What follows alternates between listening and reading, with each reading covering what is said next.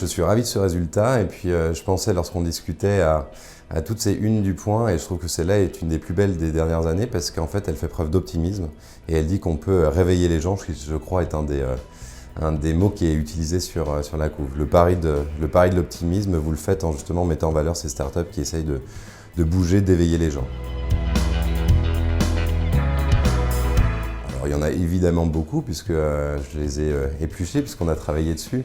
Un qui me tient particulièrement à cœur et qui est associé à ce sur quoi moi je travaille particulièrement, c'est le projet de la primaire.org qui est co-animé par Thibaut Favre et David Guèze et qui consiste à proposer des candidats à la présidentielle de 2017 issus de la société civile. Ils sont 16 en lice pour l'instant, il n'en restera bientôt plus que 4 et sans doute encore moins, et qui pourront être amenés à se présenter. Je trouve que c'est un très beau projet parce que le sous-jacent qui n'est pas forcément suffisamment bien dit, c'est que c'est un projet pour animer un collectif et former un esprit d'équipe.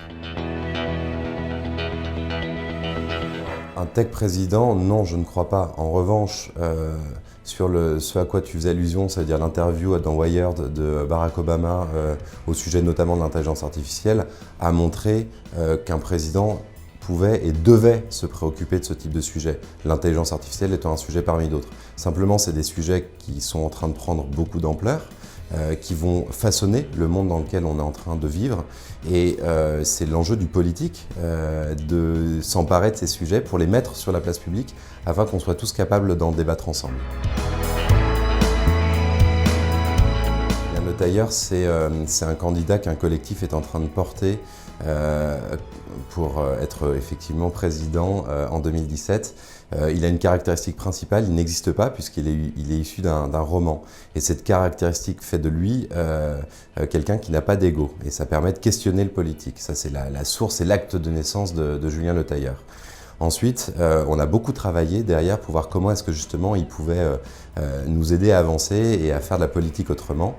On a abouti à un ADN extrêmement précis qui repose sur 3 paris. Le pari de l'optimisme, c'est pas de l'optimisme béat, c'est à partir du moment où optimisme, on fait preuve de volonté, on essaie de bouger les choses. Le pari de l'intelligence de tous, ça veut dire qu'on pense que Madame Michu n'existe pas. Madame Michu, elle s'appelle Françoise, elle a 48 ans, elle habite à Saint-Étienne.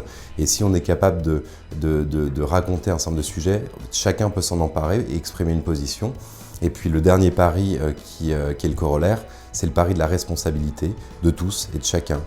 On n'attend pas d'homme providentiel et puis ceux qui sont au pouvoir aujourd'hui ne sont pas forcément des gens qui sont nuls. Simplement, on essaie de proposer quelque chose de nouveau. Donc sur la base de cet ADN, l'objectif est extrêmement simple. On va proposer 4 à 5 projets qui arriveront dans le débat public d'ici janvier ou février. 4 à 5 idées sur des thèmes clés comme par exemple la fin du travail ou l'éducation demain.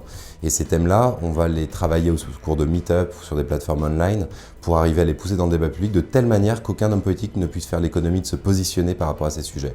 Concrètement, à la fin, on envisage tout à fait des débats entre Alain Juppé et Julien Le Tailleur ou François Hollande et Julien Le Tailleur, etc., etc.